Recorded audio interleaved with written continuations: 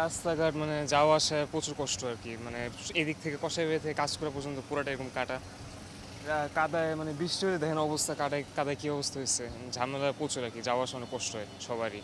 কোনো রোগী ধরেন যদি অসুস্থ হয়ে পড়ে, তারা এখান থেকে হসপিটালে নিয়ে যাওয়া সম্ভব না। আর যারা মানে হাঁটতে পারে না, তাদের আরও বেশি কষ্ট। রিক্সা ভাড়া নেয় আপনার ধরেন এই অল্প একটু রাস্তার জন্য 50-60 টাকা বেশিও নেয়, আবার 20টাতে 100-150 টাকা পর্যন্ত নিয়ে নেয়।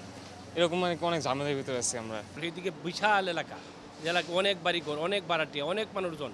ভাড়াটিয়ারা দিন দিন বাড়ি ছেড়ে চলে গেছে, মানে হাট বাজার করা যায় না, চলা যায় না। মানে আমরা বর্তমানে খুব মুমূর্ষ অবস্থায়, খুব কঠিন অবস্থায়। আমি গাড়ি চালাই, গাড়ি এই পাশে রাখতাম, এখন গাড়ি রাখা হয় না। আমার মেয়েকে মানে স্কুলে বিকাশ আছে, স্কুলে নেওয়া হয়, এখন অনেক কষ্ট হয়। যেমন আজকে কোচিং ছিল, কোচিংও যাইতে পারে নাই, অনেক কষ্ট মানুষের যেভাবে। এইভাবে আমি আর কাজ কখনো দেখি না। আমার বয়স এখন 36 চলতেছে, কিন্তু আমি এইভাবে কাজ আর কখনো দেখি না। চারিদিকে কাজ করে বন্ধ করে রাখছে মানুষ। শুকনাতে কালে তো হাইটটা যেভাবে চলছে, বৃষ্টিকালে প্রচণ্ড মেয়েরা স্লিপ খাইয়া পড়ে, পুরুষেরা স্লিপ খাইয়া, মানুষ মসজিদেও আসতে পারে না। আসলে বিশাল কষ্ট। এরকম কাজ আমি কখনো দেখি নাই, মানে কাজ করে বন্ধ করে রাখা, অনেক দিনে বন্ধ এইভাবে পড়ে রয়েছে। 250-টিরও বেশি ডিজাইন অপশন নিয়ে ওয়ালটন স্মার্ট ফ্রিজ, বোঝে আপনার প্রয়োজন। এই কষ্টের মধ্যে চলতে আছে আর রাস্তাটা যদি এই স্ল্যাবগুলিও দিয়ে দিতে এবং মাটিগুলি সরাই দিলে তবুও কিছু লোকজন আসা যাওয়া বা একটা রিক্সা চলাফেরার ব্যবস্থা হইতো, কিন্তু আসলে আমরা সেইটাও পাচ্ছি না। আর যার জন্য আমাদের যে কাস্টমার নাই, আমরা অনেকেরই দেখা যায় যে দোকান ভাড়া 2-3 মাসের রয়ে গেছে।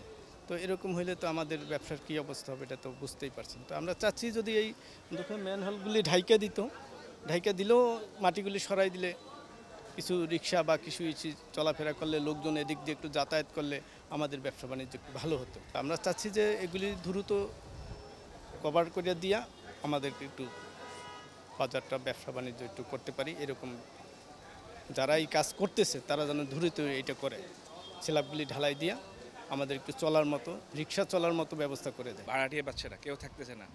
আবার আমরা এই চলাচলে যে পরিস্থিতি দেখেন, মানে জামা পায়জামা পরে বেরোবো সে অবস্থা নেই।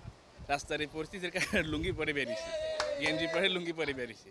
কারণ কখন কোন দিক দিয়ে পড়ে যাই, এখন জামা পায়জামা পরিবর্তন করতে গেলে সময়টা দরকার, এই সময়টাও পাবো না। এই হচ্ছে আর কি অবস্থা। আর ব্যবসা যারা এখানে দোকানদার আছেন, দেখেন কি অবস্থা, দোকানে যাওয়ার কোনো ব্যবস্থাই নেই। আপনি নিজের চোখে দেখতেছেন প্রতিটা মানুষ।